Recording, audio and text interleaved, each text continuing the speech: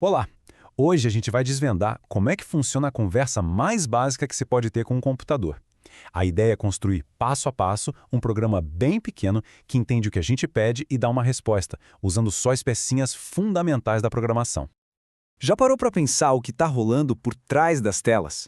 Mesmo no aplicativo mais simples, qual é a mágica que faz essa conversa acontecer?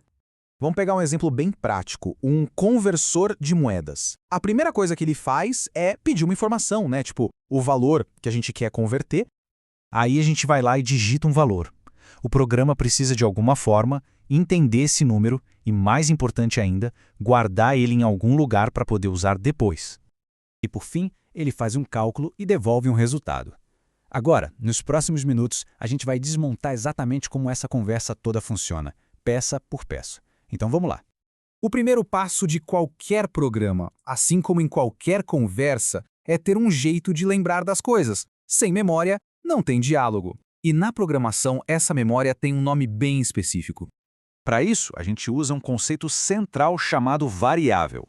Pensa nela como se fosse uma etiqueta, um post-it mesmo. Em vez de ter um número solto por aí, a gente dá um nome para ele, tipo valor underline em reais. Fica bem mais fácil de usar depois.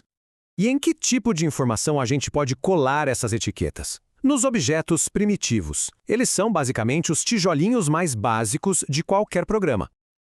Olha, no fundo, tudo se resume a estas 4 categorias. A gente tem o int, para números inteiros sem vírgula, o float é para números com casas decimais, como o preço de algo, str é para qualquer tipo de texto, e o bool é só para representar verdadeiro ou falso. E o mais incrível é pensar que, com apenas esses 4 tipos de dados, a gente consegue construir programas absurdamente complexos. Eles são como o alfabeto da programação. Ok. Agora que a gente já sabe como guardar dados, como é que o programa conversa de fato com uma pessoa? É aqui que entram os comandos de entrada e saída. Para mostrar alguma coisa na tela, para falar com a pessoa, a gente usa uma função chamada print. É super simples. Tudo que tiver dentro dos parênteses, ele vai lá e mostra como resultado.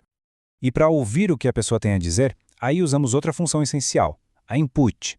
Ela basicamente pausa o programa, mostra uma mensagem e fica esperando alguém digitar alguma coisa. O que for digitado, ela guarda na variável que a gente mandou. Mas aqui tem uma pegadinha, a mais comum de todas para quem está começando. Se a gente pede a idade e depois tenta somar 5, o programa dá erro. Mas por quê? Porque, para o computador, o que o input devolve é sempre texto. Mesmo que pareça um número, para ele são caracteres. E não dá para fazer conta com texto, certo? Então, o ponto crucial é: a gente precisa converter o tipo do dado. A gente usa funções como int ou float para falar para o programa: ei, pega esse texto aqui e transforma ele num número inteiro, ou transforma num número com vírgula. Isso mostra como é importante saber com que tipo de dado a gente está lidando em cada momento. Beleza? Agora que a gente já tem um jeito seguro de pegar números, podemos começar a fazer o que os computadores fazem de melhor: calcular. E as ferramentas para isso são os operadores aritméticos. Eles funcionam igualzinho numa calculadora. Tem adição, subtração, multiplicação, divisão e até exponenciação, que é para elevar um número a uma potência, sabe? E é representada por 2 asteriscos. E assim como na matemática da escola, o computador segue uma ordem. Ele sempre resolve primeiro o que está dentro dos parênteses, depois as potências, depois multiplicação e divisão, e só no final, soma e subtração. Uma dica de ouro que serve até para quem já programa há muito tempo. Use parênteses sempre que puder. Assim, não tem dúvida de qual cálculo vai ser feito primeiro. O código fica bem mais fácil de ler.